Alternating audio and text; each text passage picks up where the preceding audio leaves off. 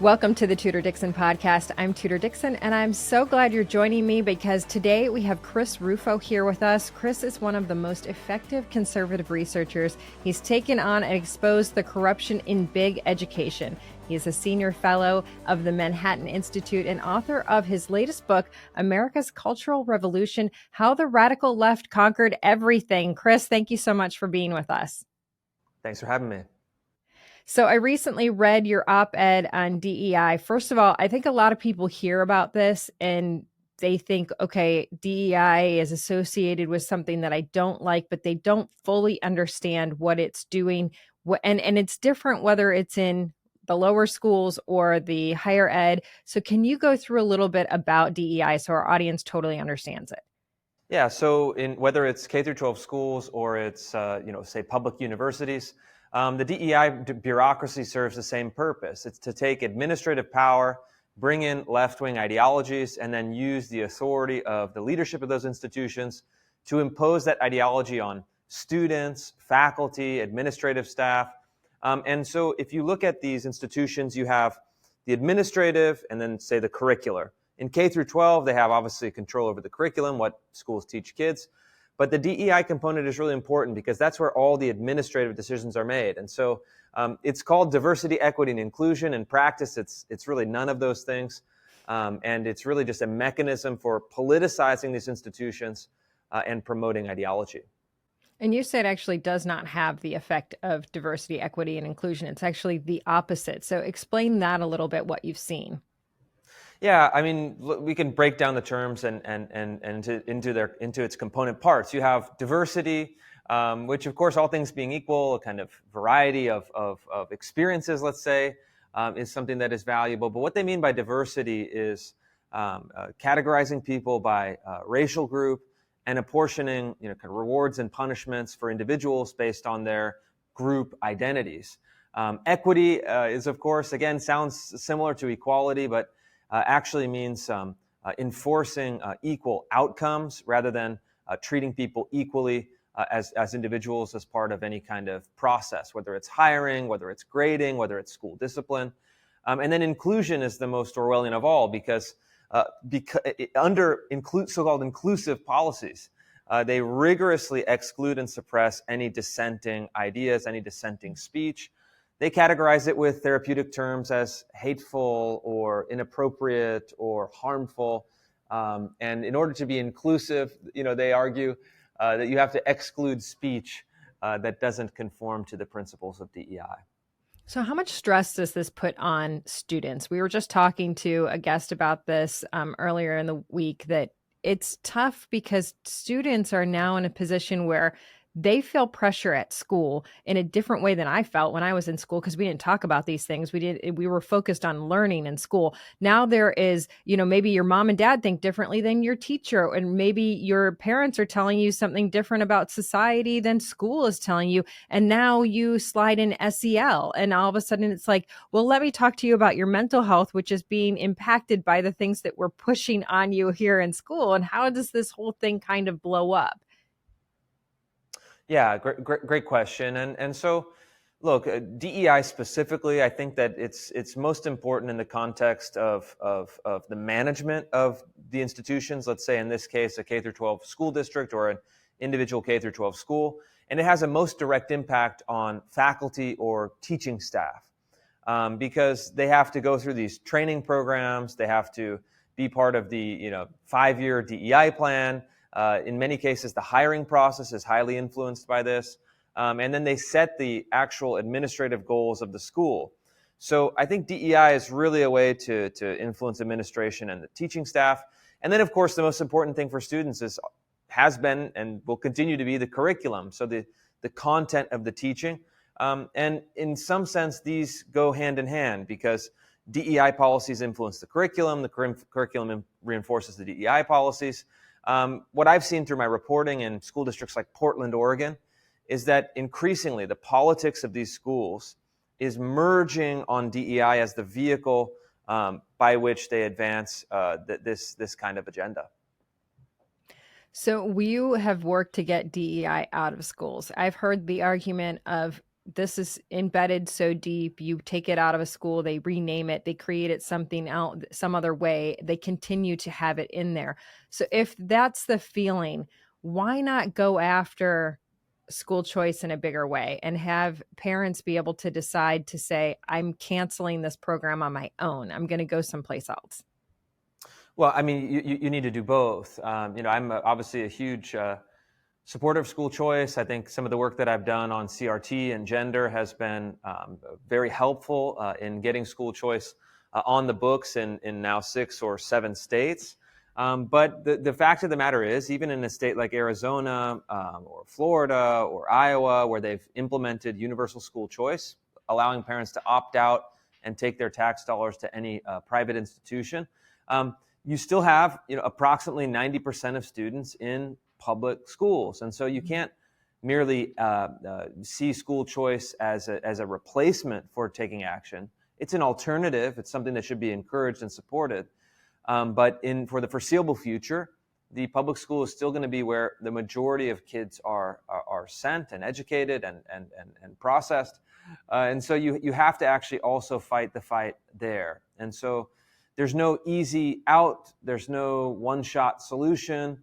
And certainly in blue states where school choice has no possibility of passing through the legislature, the only option for parents is to stay and fight for those local school board races.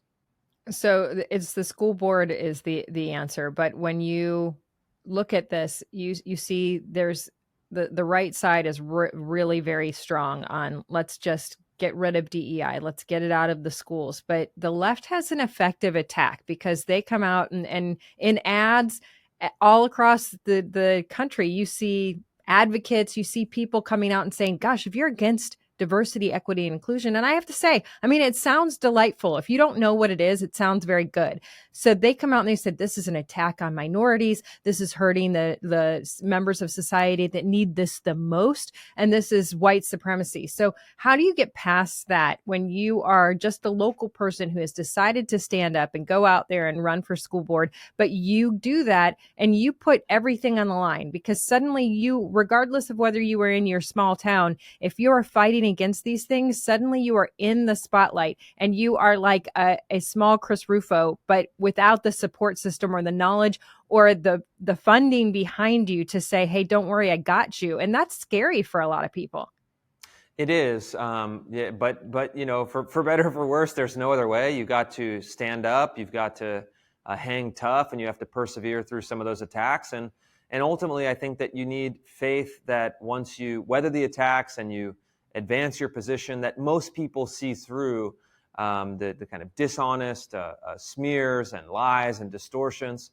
And I think that that's increasingly the case. I had an op-ed in the New York Times last week advocating for abolishing DEI departments. This is now a mainstream view. This is now, I think, a perspective that most people in the public understand. And so courage, I think, is ultimately rewarded in many cases. So if you stake your claim, you make the great argument, you rally the people in your community, you just have to brush off some of these attacks and have confidence that people see through them. We're seeing a sudden uptick in choice programs across the country, especially in red states. As you mentioned, it's probably not going to happen in a blue legislature, but you see it happening in Arizona. We saw it in Arkansas. We've seen it in Florida. We see many of these states that are pushing toward education freedom or school choice, as we formerly called it. What do you expect to see in those states? And so far, what have you seen? You say 90% of students are still in public school. Do you expect that to shift at all? Yeah, it will shift, but it will shift slowly for a few reasons. One is that it takes time for these programs to build capacity, to recruit, to kind of recruit families to participate in them.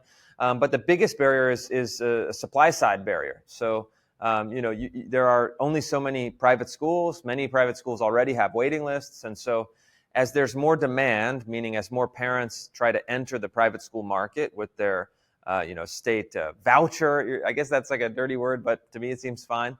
As if you're a politician, then people tell you never to say that. I will admit that. Maybe. I don't know why. It doesn't matter to me. I think it's fine. But but as more parents enter the market, there will be a response on the supply side, meaning that more entrepreneurs and educators and nonprofit leaders and religious leaders will start schools. But it takes a lot of time to actually found a school, to get it up and running. And so the good news, though, is that in a state like Arizona, you already have hundreds of millions of dollars now following parents going into the private school market. And I think that's going to create more demand over time, and you'll start to see those numbers shift. When I was talking to folks down in Arizona, they estimated that over, let's say, a 10-year time horizon, maybe up to a quarter of current public school families would actually shift to the school choice program, shift to the private side of the market. So this to me is great. It takes time, it takes patience, it takes commitment from legislators. But ultimately, this is going to break the teachers union monopoly on schools, and I think serve families who want not only a better education as far as quantitative performance, better reading, better math, that kind of thing, but actually want an education that is more aligned with their values, which to me is, frankly, just as important, and in some ways, if not more important, than simple, test-taking measures that are I so, think there's so, almost so prevalent. this, there's this push now that if you don't put your kids in public school, then you're not supporting the public schools as a whole. And so I know I've had friends that have been like, well, yeah, I'd like to see them in a private education, but I don't want to be that person. It's like this, I don't want to be looked at as this snob who wants to put my values first. But I've argued, for families, you may think that this is a more expensive choice, but oftentimes those schools are willing to come to you with financial aid. They're willing to help you. And really, your family values are so important because that will help them through college. And then when you are if you are looking at a higher ed situation or a college or a university, look for values-based colleges and universities too. I mean, you are talking about the future of your children and what they carry on as what you've raised them as. I really feel like you can protect your kids to a point from K through 12. Then they go off into the world and they are really impacted. If that foundation has not come from you and school, it's going to be harder. Yeah, I mean, look, every family has a budget that they must consider. But in my view, spending some money, as long as provided that you can afford it, on a good education, one that reflects your values, one that's going to be a good, safe environment for your kids, and has a community that is like-minded.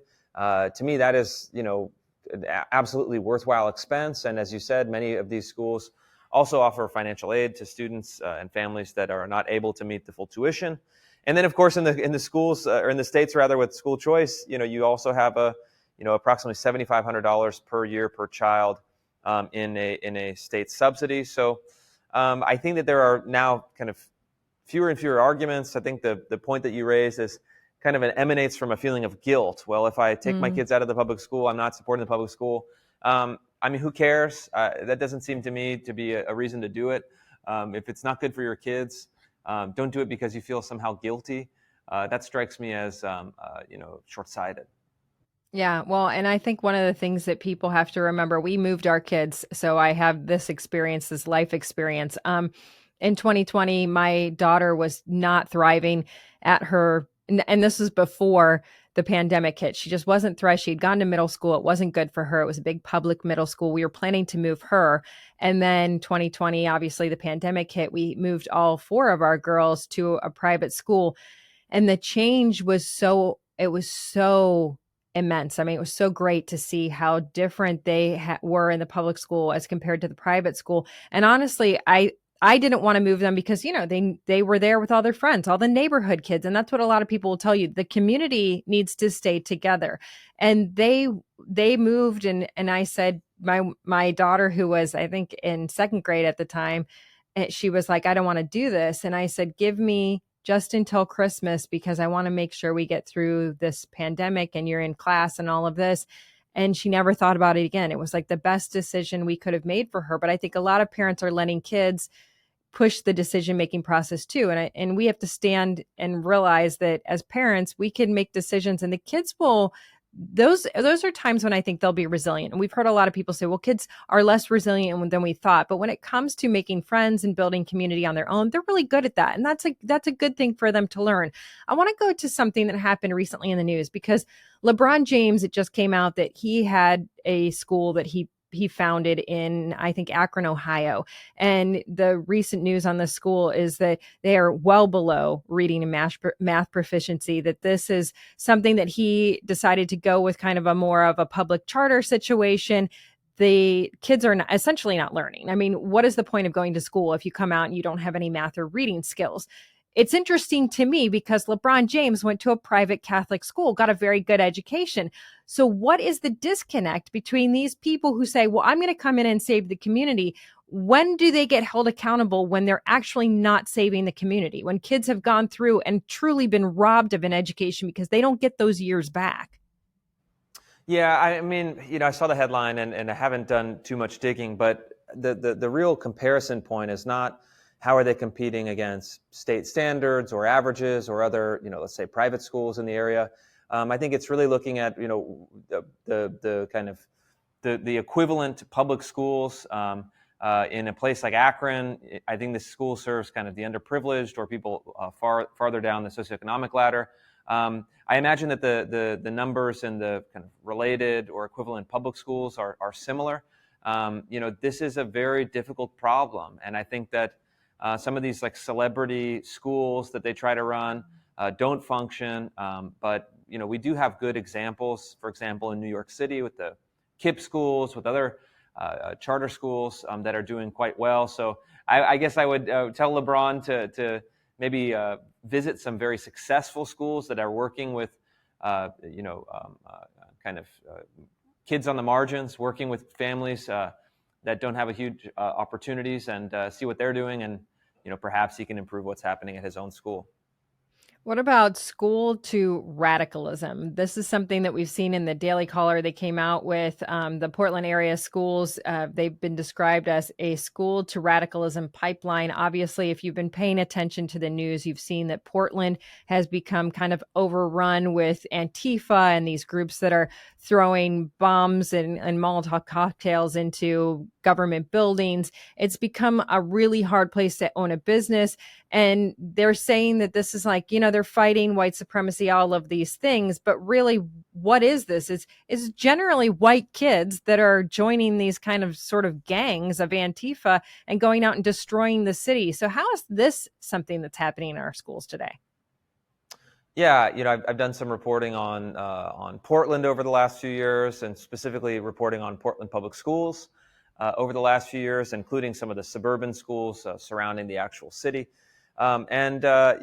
It's no surprise you have a kind of core of very left-wing activist teachers, and actually some of those teachers were arrested during the Antifa riots for participating in the riots, which is always great to see. But if you look at the curriculum documents, I have parents all over the Portland area sending me curriculum documents. I mean, they're pushing left-wing ideology. They're pushing a kind of radical line, and certainly one of the chapters in my book details in great specificity exactly the kind of things that they're teaching, exactly the kind of DEI departments that they're running, and shows exactly how you get that school to radicalism pipeline. You teach kids for 10 years the kind of basic tenets of left-wing ideology. It should be no surprise that what you get at the end of that, by the time they hit high school, is something of a kind of militant cohort of kids that are willing to go out in the streets and willing to perpetrate violence. Yeah, well, I was just talking to a friend of mine who has a son that goes to a school where they have pride flags up and they have political signs up in their classrooms. And so those are things that are definitely not about reading, writing, and math. These are things that are political in nature. But he was actually suspended for wearing a Trump hat in the school, in the hallways of the school. And so there's a real disconnect for kids right now who are going, well, wait a minute. I see my teacher doing it and that's okay, but they have a different they're on the other side. They're on the leftist side. If you come in as a student today and you do anything that appears to be supporting political issues on the right, you can be suspended. What does a parent do in that situation? I mean, get a lawyer. I think that, public school students have limited but still significant First Amendment rights. I think that it is, incumbent, and there are even kind of public interest law firms that would help in some of those cases. But I think, look, if you're in high school and it's fair game for students on the left to bring symbols and hats and T-shirts and signs, there should be the same privilege, the same rights afforded to students with different political viewpoints. And so I would say, support your kids, hang tough, and as necessary, contact an attorney, and in many cases, the schools will back down. So tell us a little bit about, I have your book here. It is America's Cultural Revolution, How the Radical Left Conquered Everything. So I think this is what people want to know. How did they conquer everything? How do we get it back? So explain a little bit about what they will find when they read it. Great. Yeah. America's Cultural Revolution debuted last week on the New York Times bestseller list, and it's a secret history of the radical left's 50-year long march through the institutions. And so it traces this historical process from the late 1960s, when all of the radical ideologies were first developed, and then how left-wing activists and political figures and intellectual figures were able to burrow within the institutions, universities, schools, K through 12, bureaucracies, and then finally government institutions and corporations, and then bring these ideologies inside and use them to kind of conquer the cultural language and the cultural institutions of our time. Yeah, I mean, it really does start with the youth. And I know a lot of people have been criticized for coming out and saying, hey, this is where they get the country. They take the country over. But we've seen it over and over again, whether it is China, whether it was Germany, no matter where it is, we see that these changes in government come with the youth. And there is a real desire when you are young to be a part of something bigger. And as we've seen in the United States, as we've seen families and in general young people get away from religion, there is that piece missing. So I do think that they have a hook there when they can get in so young and say, like, you can be a part of something. So how do we get that culture back? How do we say there is a part of something? You are a part of something bigger if you have the traditional American values. You have to fight for it. None of these things are inevitable. And in fact, at this point, that is institutionally a kind of minority position. And so conservatives who want to have their values reflected in their institutions actually have to fight for those institutions. They have to make some very difficult decisions. They have to be willing to shake things up and to make enemies and to fight through controversy, because we're no longer living in a past era where a lot of these values were taken for granted. They had near universal support. That world is gone, and so conservatives have to get off the sidelines and get into the game. Or else you are essentially ceding the institutions that teach your kids, that determine how you work and how you live and how you think and how you speak. You're ceding them to people who have diametrically opposed values and would love nothing more than to silence your voice. And there we go, right back to why it is important. If that's what you feel strongly about, if your values are something that you want to instill in your children, then the sacrifice to send them to a school that has those values and teaches with those values, that's something that you really need to consider as a parent. Chris Rufo, thank you so much. I appreciate it. And make sure you check out his book, America's Cultural Revolution. Thanks for being on today. Thank you. And thank you all for joining us on the Tudor Dixon Podcast. As always, for this episode and others, check out the TudorDixonPodcast.com. You can subscribe right there or check out the iHeartRadio app, Apple Podcasts, or wherever you get your podcasts. And join us the next time on the Tudor Dixon Podcast. Have a blessed day.